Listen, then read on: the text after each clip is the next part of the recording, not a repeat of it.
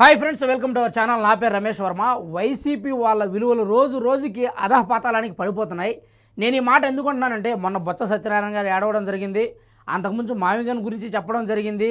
ఇవన్నీ పక్కన పెడితే ఈరోజు 3 సార్లు ఎమ్మెల్యేగా గెలిచిన వ్యక్తి జగన్మోహన్ రెడ్డి గారి గురించి వివరంగా విడమర్చి చెప్పడం జరిగింది. దాన్నే ఈరోజు పేపర్కి వేసినారు. చూడండి, జగన్ రాజకీయం ఉగ్రవాదాన్ని మించిన ఉన్మాదం. ఇదొకటైతే, పరిటాల వివేక హత్య కేసులో సాక్షులు ఎందుకు చనిపోతున్నారు, ఇది రెండో క్వశ్చన్. మూడో క్వశ్చన్, వారిని జగన్ అంతం చేశారనే ఆరోపణ బలంగా ఉంది.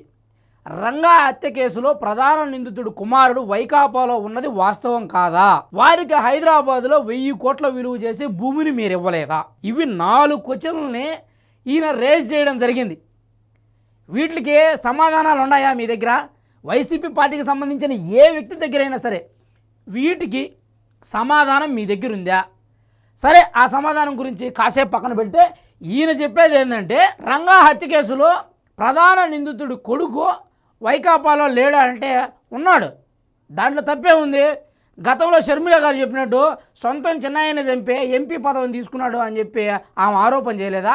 అలాంటిదే ఇది కూడా. అది ఆరోపణ అంటారా నిజం అంటారా అది వైసీపీ వాళ్ళకు వదిలేస్తున్నా. ఇక సెకండ్ విషయం ఏంటంటే, 1000 కోట్ల విలువ చేసే భూమిని హైదరాబాద్లో మన జగన్మోహన్ రెడ్డి గారు ఇచ్చారంట. సరే, ఇది కూడా పక్కన పెడదాం. బొత్స గారు మొన్న ఎందుకు ఏడిచినారో దాన్ని ఇప్పుడు మన క్లారిటీగా క్లియర్గా రుజువులతో మీకు నేను చూపిస్తా. ఈరోజు చూడండి, అవినీతి డబ్బు మదంతో విర్రవీగుతున్నావా జగన్, ఇది 2012 5వ నెల 23వ తేదీ చేసినారు. ఇది మాట్లాడింది ఎవరు? సాక్షాత్తు బొత్స గారే. ఏడిచాడు కదా టిష్యూ పేపర్ తీసుకొని, ఏడుపు రాకపోయినా ఆయన మాట్లాడిందే. ఆ తర్వాత చూడండి, ఇది కూడా ఆయనే. మీ బంగళాలను చూపించండి, ఇది మాట్లాడింది కూడా నాడు బొత్స గారే. ఇది కూడా 2012 టైంలో వచ్చింది. అంటే వైఎస్ రాజశేఖర రెడ్డి గారి చావుకి సాక్షాత్తు జగన్మోహన్ రెడ్డే కారణం, ఆయన హస్తం ఉంది అని చెప్పి 2012లో ఈయన అతి భయంకరంగా వాదించడం జరిగింది.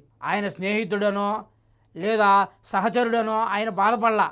ఆ రోజు నేను అలా జగన్మోహన్ రెడ్డిని అన్నానే, ఈడు ఏ రోజైనా నన్ను లేపేస్తాడే, ఈడు ముందుగానే పిచ్చినాయాలు అని భయపడతా ఉన్నాడు ఆయన. అంతేగాని ఏదో జగన్మోహన్ రెడ్డి గారు నా బిడ్డలాంటోడని, రాజశేఖర రెడ్డి నాకు అన్నలాంటోడని ఆయన బాధపడలా, ఆయన ఎడవలా. కేవలం ఆయన బాధపడింది ఏంటంటే, ఈ పిచ్చోడు నా మీద పడి నన్ను లేపేస్తాడరా నాయన అన్న భయంతో నాకు ముందుగానే హార్ట్ అటాక్ ఒకటి వచ్చి ఉండిపోయా, హాస్పిటల్కి పోయేస్తేనే మళ్ళీ నా పరిస్థితి అగమ్య గోచరంగా మారిపోతుందో అన్న భయంతో ఆయన ఆ రోజు ఏడ్చడం జరిగింది. దాన్ని అర్థం చేసుకోలేక చాలామంది స్నేహితుడు చనిపోయిన బాధ 12 ఏళ్ళైనా కూడా ఇంకా జీర్ణించుకోలేక ఏడుస్తున్నాడు. అరే సిగ్గులేని ఎదగలరా, ఒకసారి మళ్ళీ చూడండి దాన్ని.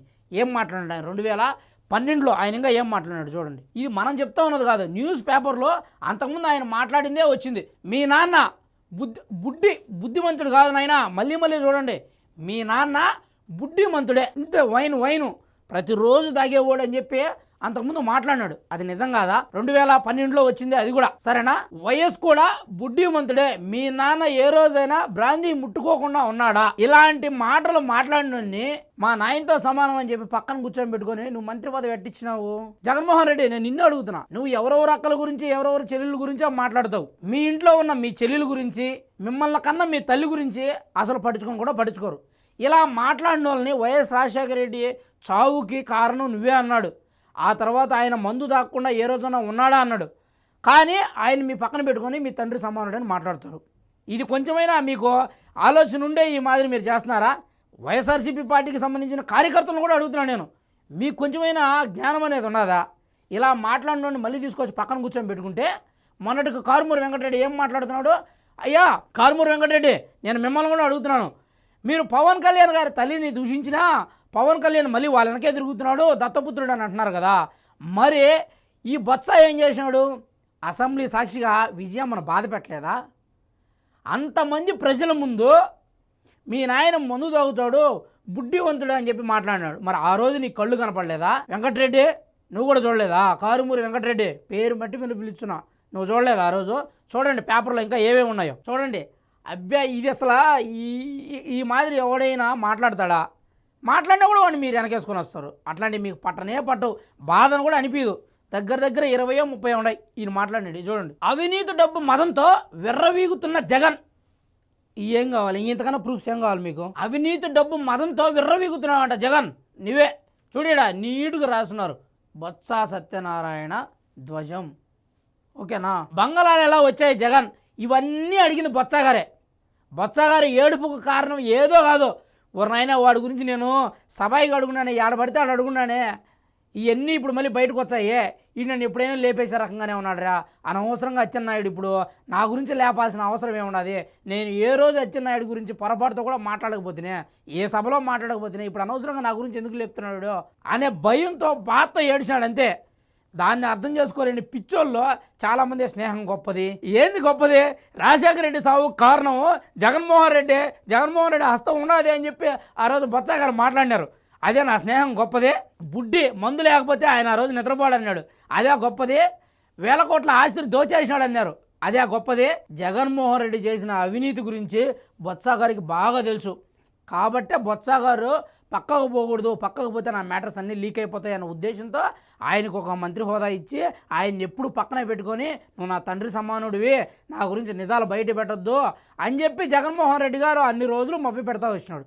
మొన్నటికి అచ్చెన్నాయుడు గారు ఇంకేదైతే అయింది, వీళ్ళు ఎలాగో ఇంకా మారేటట్టు లేరు అన్న ఉద్దేశంతో నిజాన్ని బయటకు కక్కేసినారు.